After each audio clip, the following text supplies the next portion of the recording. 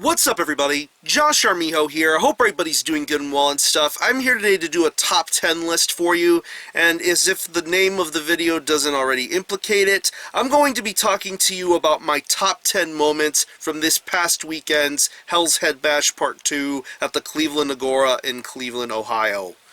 Of course, if you've been noticing the lack of videos as of lately, it's because I was at Hells Headbash Part 2. Got the tickets, and of course the little proof of entry thing. You know what those things are.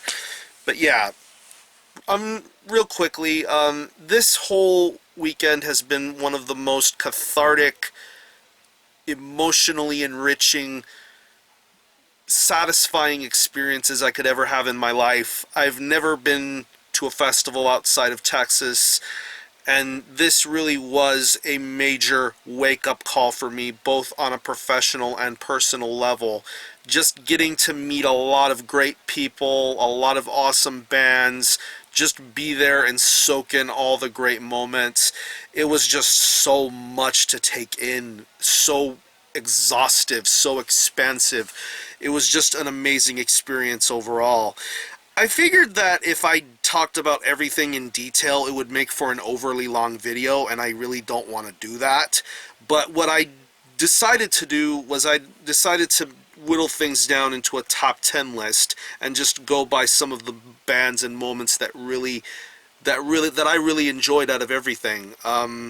Before I even get into the top 10, let me just throw out a few honorable mentions. Abysmal Lord, Bone Hunter, Sacro Curse, Deceased, Destructor coming to the U.S. from Australia, their first U.S. show, Manticore, Demonic Christ, their drummer blowing flames during the end of their set, Shitfucker being extremely sleazy as hell, and of course the co-headliner for day 3, Black Witchery. They were fantastic.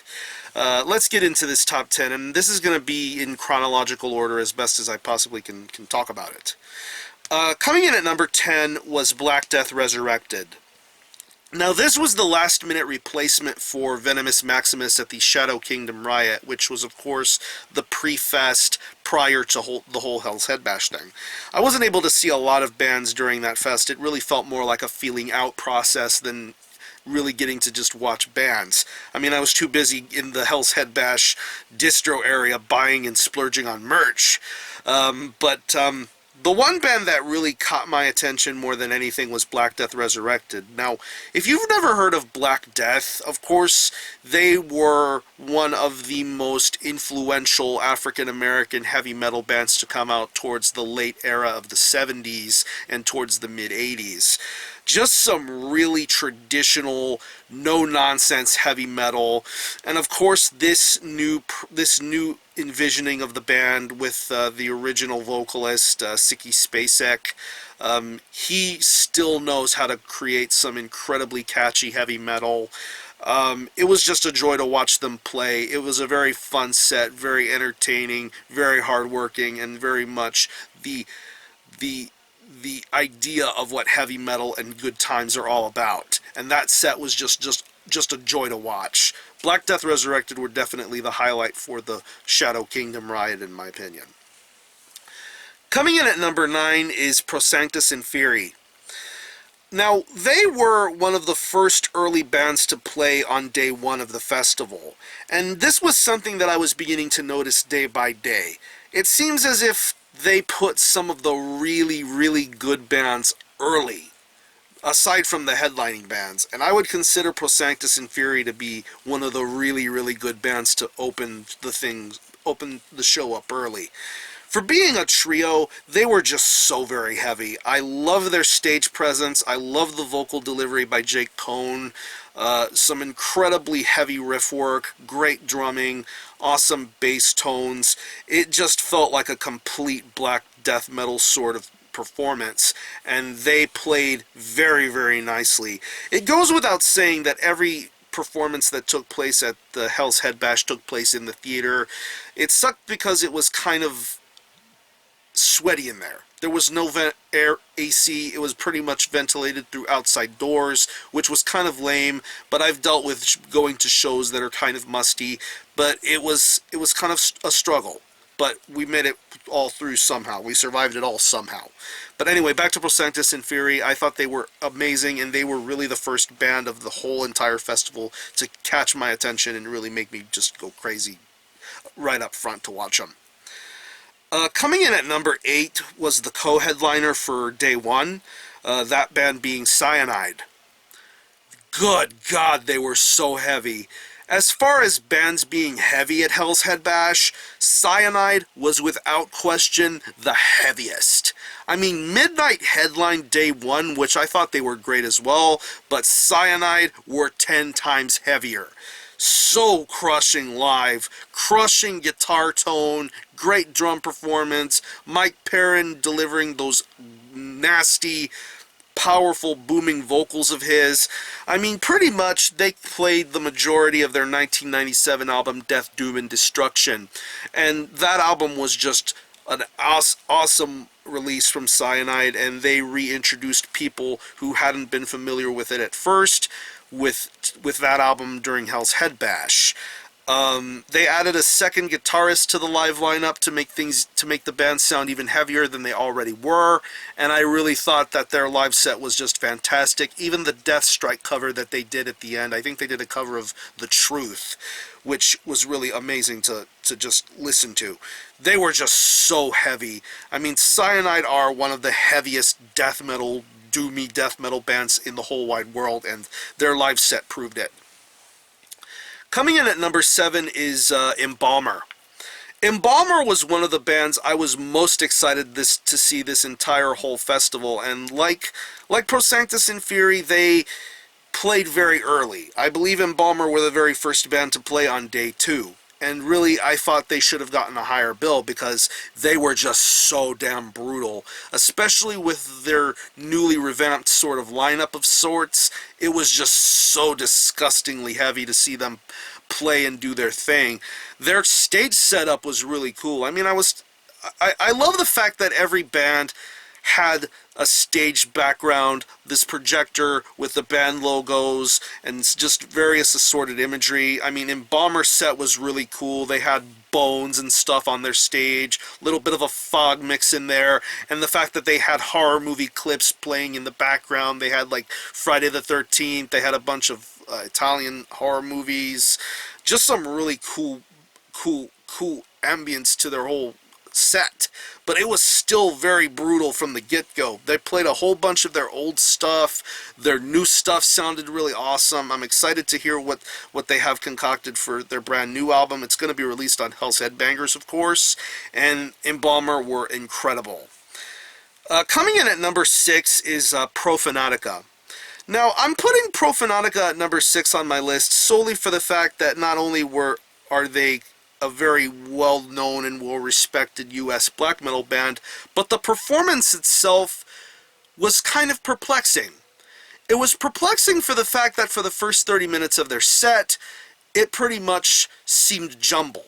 It seemed jumbled from the fact that they went from one riff to another riff, and then you get Paul Ledney doing his really depraved sort of vocal stylings, and then going back into repeating certain passages. It was kind of strange at first. But aside from the strangeness, everybody was getting into it. It was just very heavy, great audible bass tone. I love the Profanatica bass tone, very obnoxious and overpowering, even more powerful sounding than the guitar. Paul Ledney is an amazing drummer, and he played very, very well here. John Gelso with his riffs, very good riffs too. But then, soon afterwards, because everybody in the band was dressed up like nuns, Paul Ledney got up, took off his headpiece, walked off stage, and then the two guitar players that were in the band undid their gear and pretty much threw their stuff on the ground, and we were left with 10 minutes of feedback, or maybe even longer than that.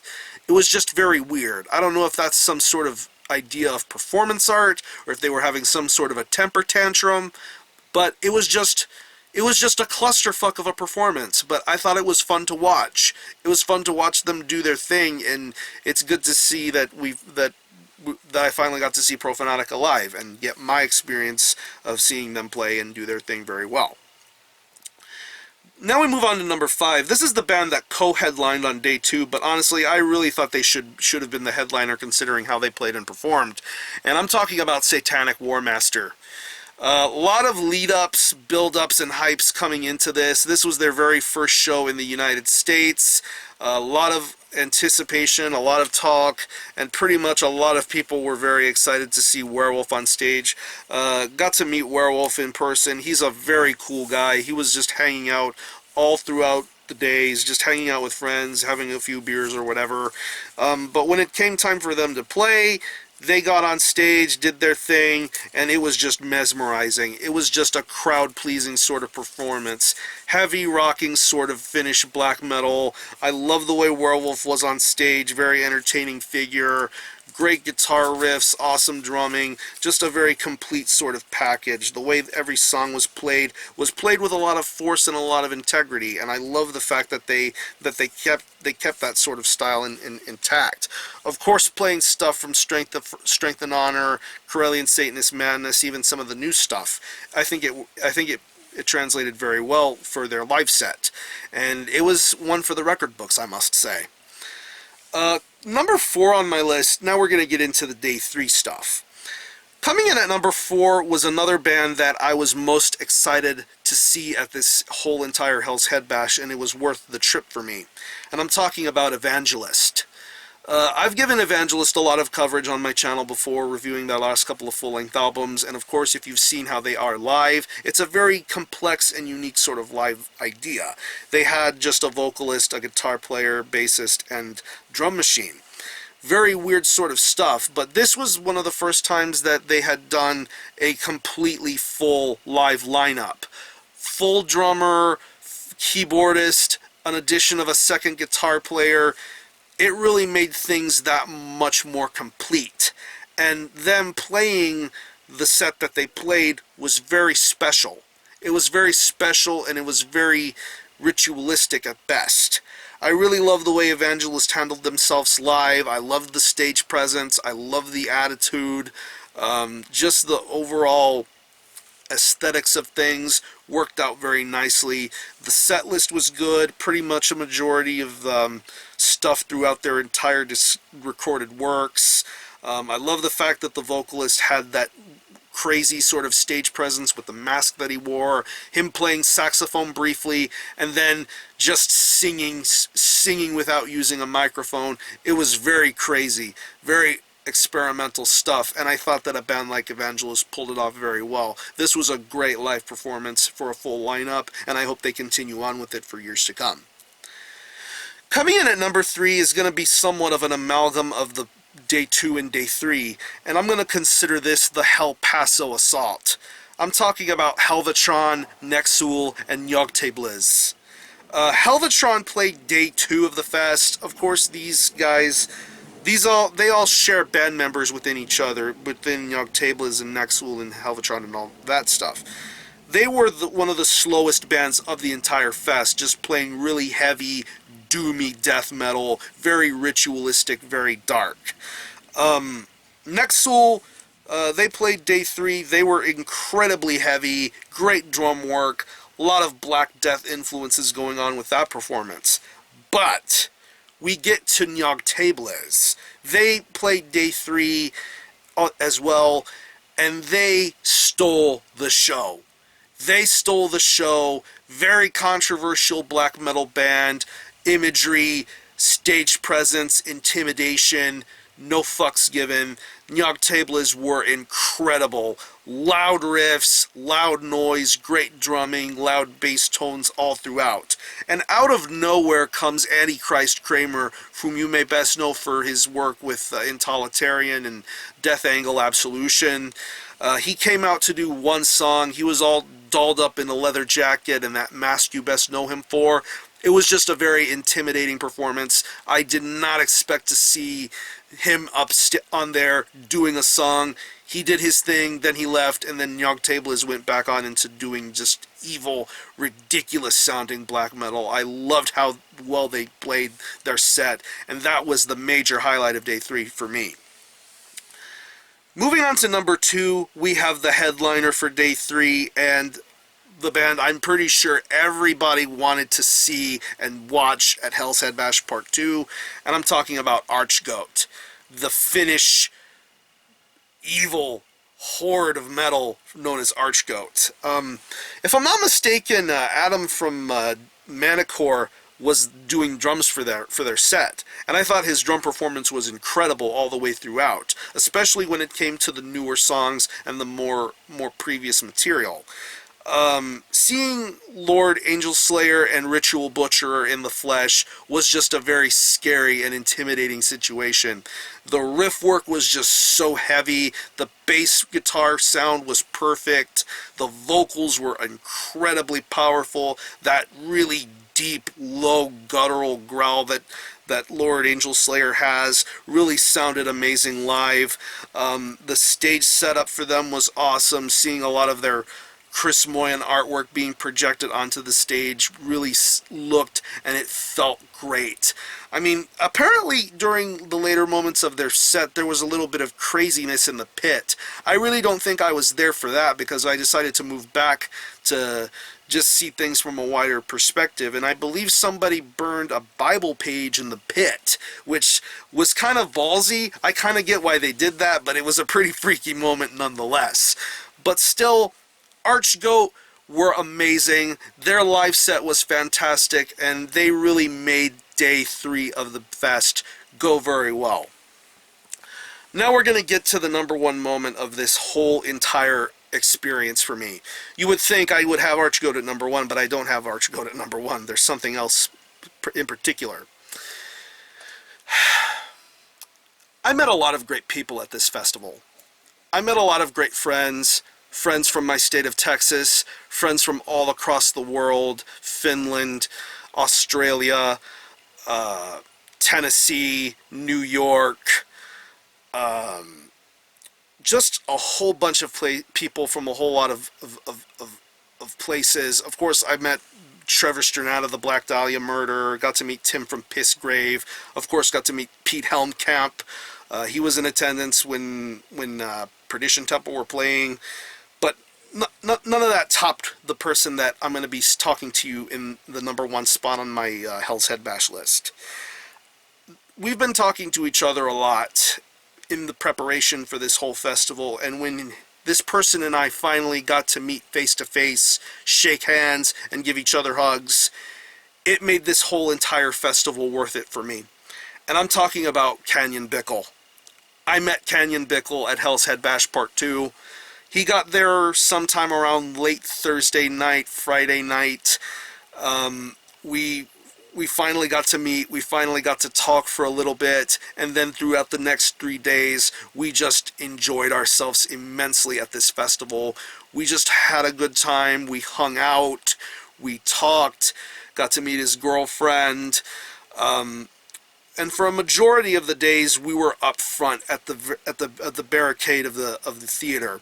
Just him, excuse me, just him and I watching all these great bands, watching him go crazy, watching me go crazy, seeing Bodies Fly during midnight and assorted other bands during the closing moments of the set.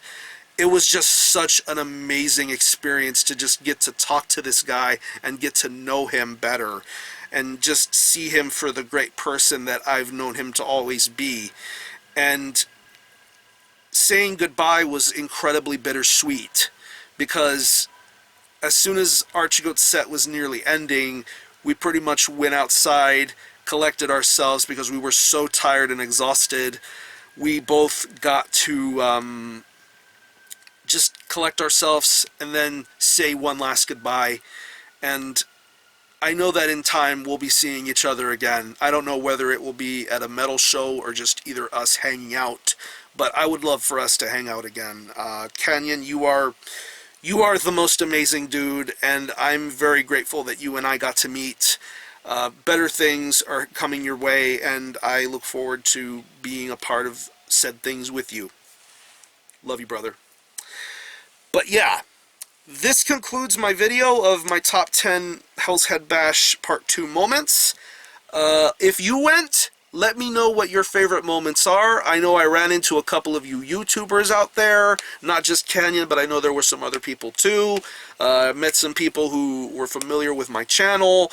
I really appreciate your support and talking SpongeBob and Metal with you. But yeah, worth it. This whole thing was worth it. And I will have a video in regards to the merch haul. I got a whole bunch of stuff to show you. I cannot wait to do that. So, Hells Headbash 2015, worth it and a great deal more. I'm going to conclude this video. Thanks all for watching. Thanks for checking out my channel. And until the next time, Army Hell out.